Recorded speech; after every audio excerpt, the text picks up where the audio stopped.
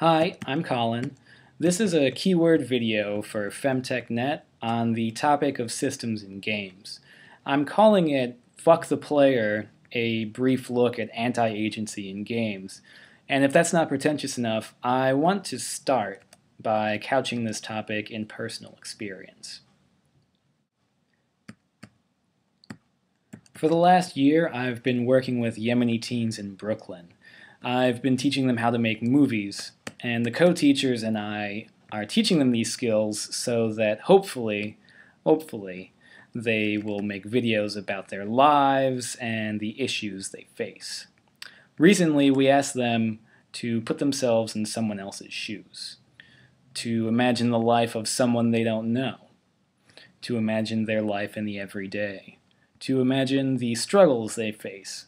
We asked them, how would this person talk about their problems to a friend or loved one?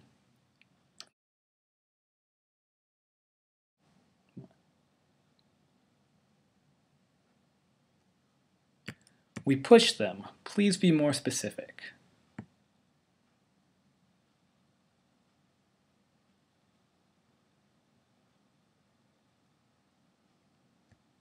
We asked what is something they could do about their problems, and the responses showed an individualist understanding of these issues. These kids, they know poverty is unfair. They know discrimination is wrong.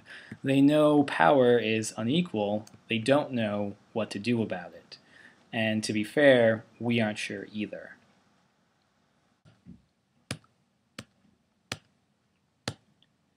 Ian Bogost is an author and game designer. He's a professor of interactive computing at the Georgia Institute of Technology. He believes video games are especially effective at representing complex systems.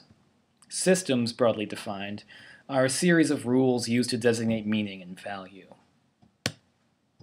Anna Anthropy is a game designer and author. She has worked to redefine games. Her definition: a game is an experience created by rules. So question, why do these statements matter?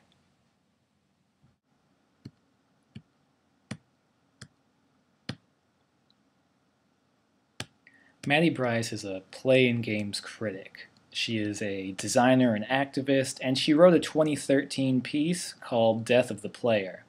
In it, she discusses how most games, most mainstream games, most games created by an industry team, most games created for American audiences, most games created for American male audiences, most games created for straight white American male audiences, most games recreate the oppressive systems of privilege enjoyed by a presumed straight white American male audience.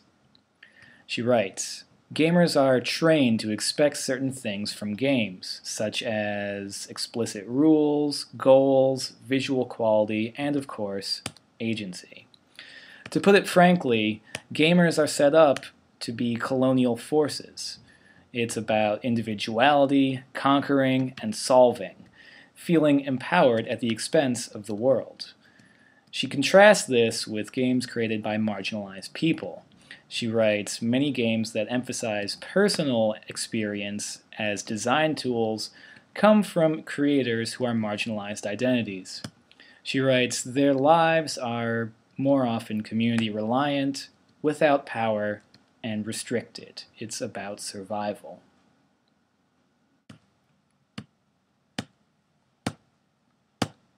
Most games are structured to empower players.